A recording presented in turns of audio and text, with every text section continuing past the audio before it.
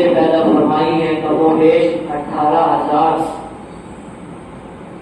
ان تمام مخلوقات میں انسان سب سے اعلیٰ ہے، سب سے اشرف ہے. تو یہ علم کی بدولت ہی ہے. حضرت آدم علیہ السلام کو اللہ تبارک و تعالیٰ نے فرشتوں پر برتری عطا فرمائی، فرشتوں پر بڑا بنایا، تو وہ علم ہی کی وجہ سے بنایا.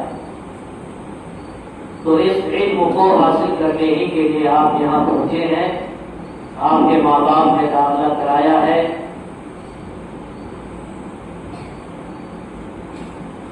اور ماں باپ کے ذہن میں صرف ایک یہی بات نہیں تھی کہ بچہ ہمارا علم حاصل کر لے، حافظ قرآن بن جائے، بلکہ ان کے ذہنوں کے اندر یہ بات بھی ہے کہ بچہ ہمارا علم حاصل کرنے کے ساتھ ساتھ اچھا انسان بھی بن جائے،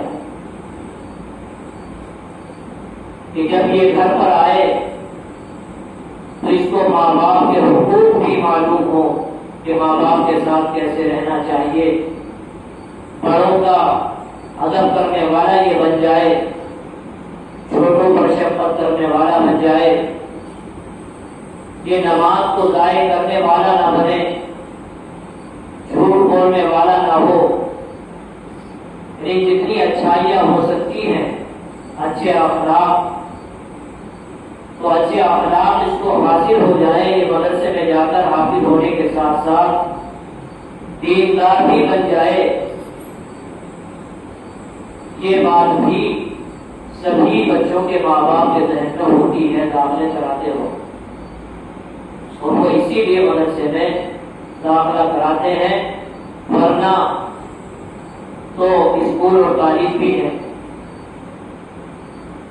اس لیے کہ انسان یا انسانیت کا سبق اگر نہیں دیا جاتا ہے تو وہ یہ دینی مدرسے ہی ہے جو رسول اللہ صلی اللہ علیہ وسلم نے ان مدرسوں کی بنیاد ڈالی تھی. سب سے پہلا مدرسہ رسول اللہ صلی اللہ علیہ وسلم نے مسجد نبوی میں قائم فرمایا تھا. جو چیز آپ پڑھ رہے ہیں اللہ کے نبی کے مدرسے میں بھی یہی سب کچھ پڑھایا جاتا تھا. تو یہاں اللہ تعالیٰ نے ہم کو علم حاصل کرنے کے لیے بھیجا ہے، لیکن یہاں ہمیں سب سے پہلے اپنی نیت کو درست کرنا ہے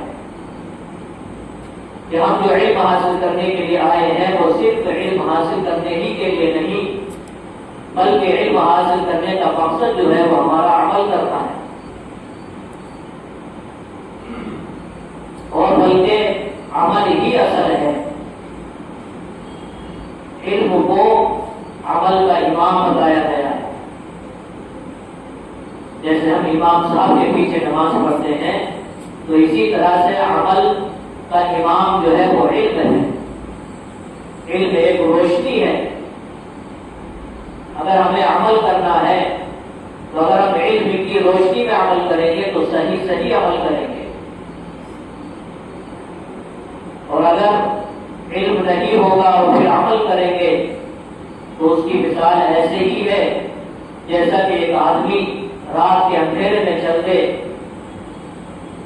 کوئی روشنی کا انتظام نہ ہو تو پھر خطرہ ہے کہ وہ اس کو ٹھوکر بھی لگ سکتی ہے، وہ کسی کھمبے سے بھی جا کر ٹکرا سکتا ہے، وہ اپنی منزل پر نہیں پہنچ سکتا. اسی طرح سے علم ہے، علم ایک روشنی ہے. تو اس روشنی کے اندر ہم جو عمل کریں گے وہ عمل ہمارا صحیح ہوگا، اس لیے علم حاصل کیا جاتا ہے. اور علم صرف عمل کرنے ہی کے لیے حاصل نہیں کیا جاتا، بلکہ عمل بھی اخلاص والا ہونا چاہیے. یعنی ہم جو عمل کریں، سب سے پہلا تو نمبر ہے کہ ہم علم حاصل کریں، اور پھر جس چیز کا علم ہمیں ہوتا رہے ہم اس کو عمل میں لیتے لے آئے، اور وہ عمل ہمارا کسی کو دکھلانے کے لیے نہ ہو بلکہ اللہ کو راضی کرنے کے لیے ہو۔ کس کے لیے عمل کریں گے؟ اللہ کو راضی کرنے کے لیے عمل کریں۔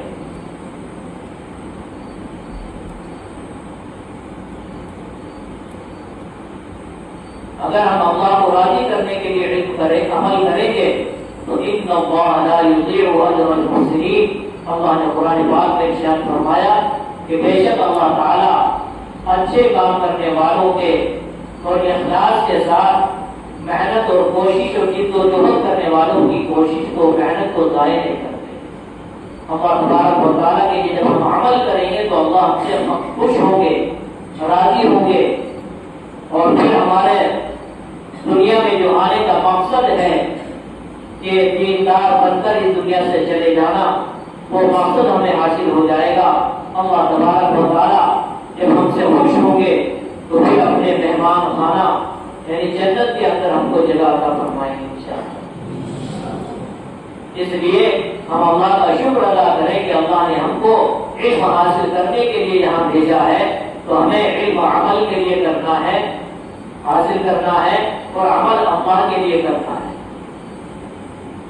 اور پیارے بچوں، عمل ہی اصل ہے، اور عمل کی توفیق اللہ کب دیتے ہیں؟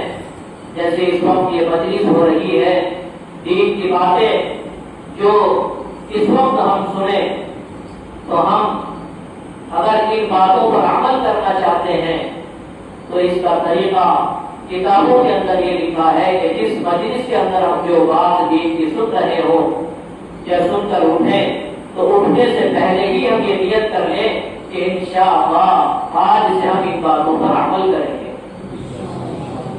اگر ہم یہ کام کر لیں گے تو پھر باقی کام اللہ کا ہے، یعنی اللہ تعالیٰ عمل کے راستے بھی کھول دیں گے، اللہ تعالیٰ عمل کی توفیق بھی ہم کو عطا فرمائیں گے۔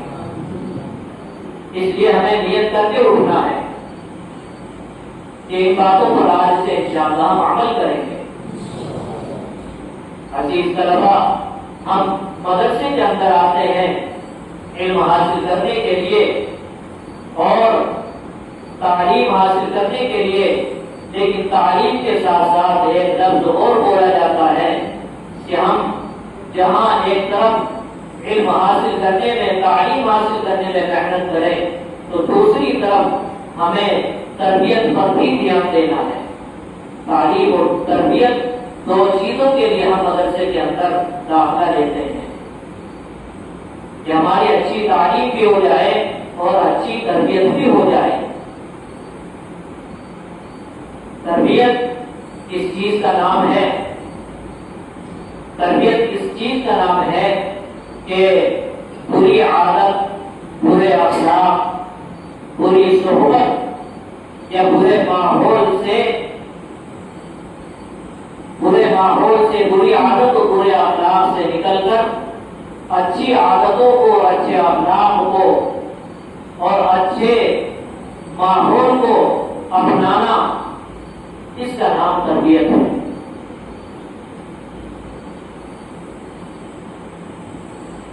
تو ہمیں تربیت حاصل کرنی ہے، تعلیم حاصل کرنے کے ساتھ ساتھ تربیت پر خوب دھیان دینا ہے۔ ایک جگہ میں نے لکھا ہوا پڑھا کہ اگر علم کے اندر یا تعلیم کے اندر کچھ کمی رہ جائے لیکن تربیت اس نے اچھی حاصل کر لی تو وہ تربیت اس تعلیم کی کمی کو چھپا لے گی، ڈھانپ لے گی۔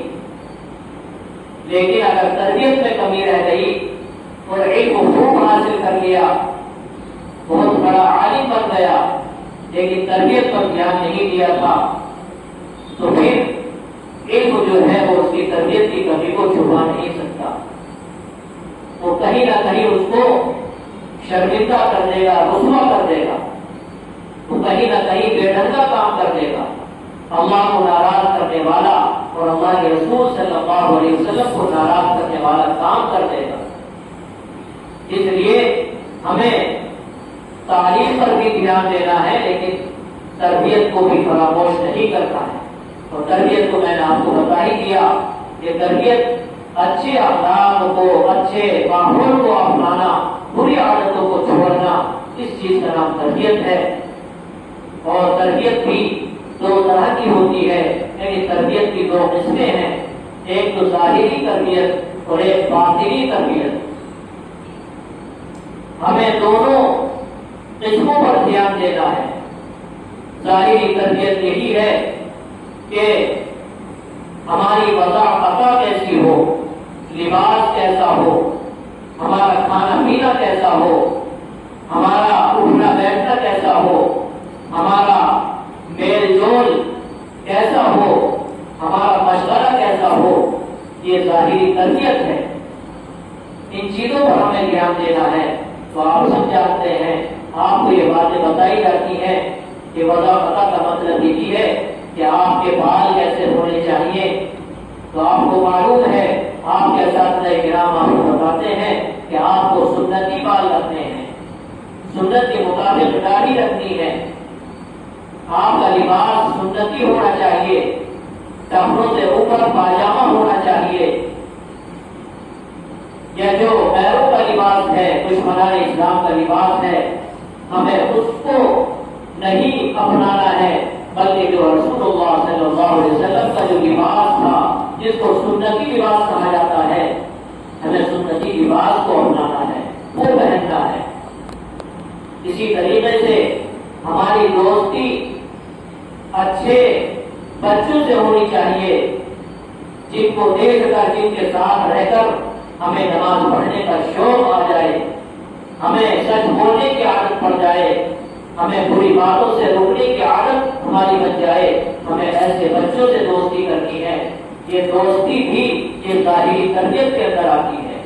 ہمارا کھانا پینا یہ بھی ہمارا حلال کھانا ہونا چاہیے. اسی طریقے سے ہمیں سنت کے مطابق کھانا ہے، سنت کے مطابق سونا ہے، سنت کے مطابق بیت الخلا میں جانا ہے، سنت کے مطابق ہمیں مسجد کے اندر داخل ہونا ہے، سنت کے مطابق ہمیں صبح کو بیدار ہونا ہے، سو کر اٹھنا ہے. یہ سب ظاہری تربیت ہے. اور یہ ساری باتیں عزیز طلبا آپ کو مدرسے کے اندر بتائی جاتی ہیں. ان پر ہمیں عمل کرنا ہے. اسی لیے ہم یہاں مدرسے کے اندر آئے ہیں.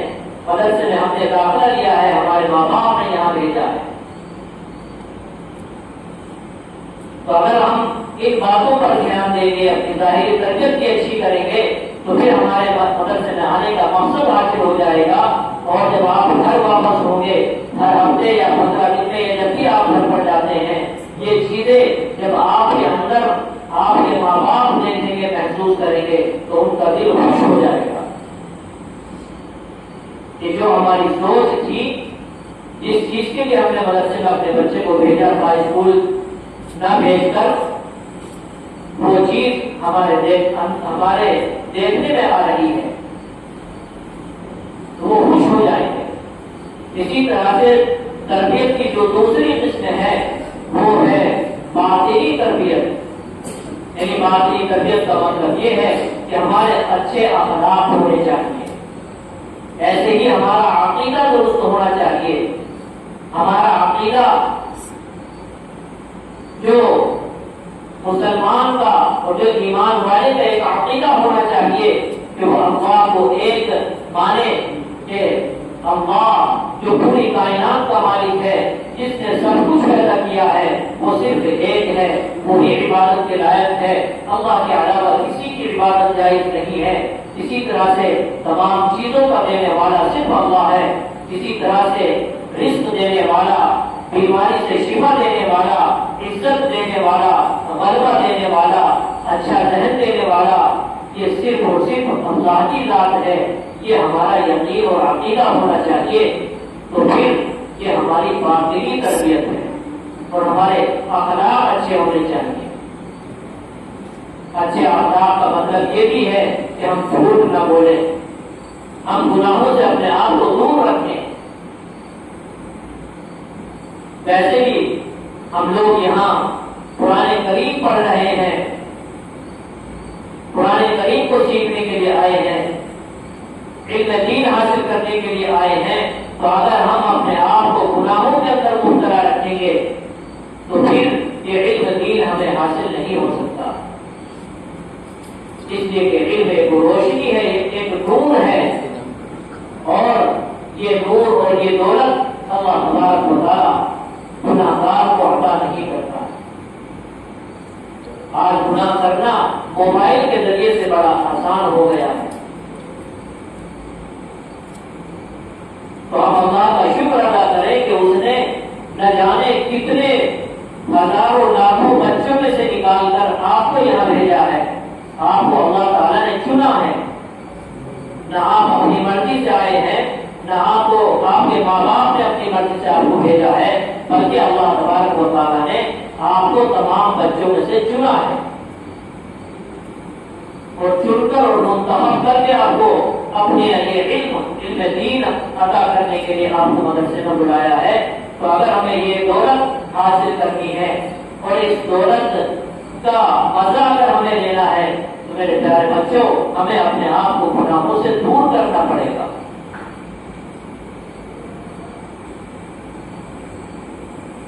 جس طرح سے اذان ہوتی ہے، لیکن کتنے لوگ نماز کے لیے آتے ہیں مسجد میں؟ چند لوگ مسجد میں نماز پڑھنے کے لیے آتے ہیں، اور نہ جانے ایک بہت بڑی تعداد اکثریت جو ہے وہ مسجد میں نماز پڑھنے کے لیے نہیں آتی۔ ہمیں اللہ سے ڈرنا چاہیے۔ جو لوگ مسجد میں اذان سن کر نماز پڑھنے کے لیے نہیں آتے وہ خود بخود نہیں آتے، بلکہ اللہ تبارک و تعالیٰ ان کو نہیں بلاتا، اللہ ان کو توفیق نہیں دیتا۔ نیک کام کرنے کی توفیق اور نماز پڑھنے کی توفیق یہ اللہ کی نعمت ہے، اللہ یہ نعمت ہر کسی کو عطا نہیں کرتا۔ اللہ تعالیٰ جس کو اجازت دیتے ہیں وہی مسجد کے اندر آتا ہے نماز پڑھنے کے لیے۔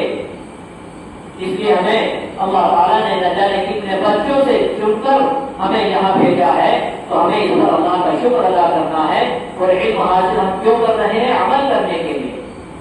خاص طور پر ہمیں عمل کی طرف دھیان دینا ہے، اس لیے کہ عمل کے معاملے میں ہم بہت سستی کا شکار ہیں، غفلت کا شکار ہیں،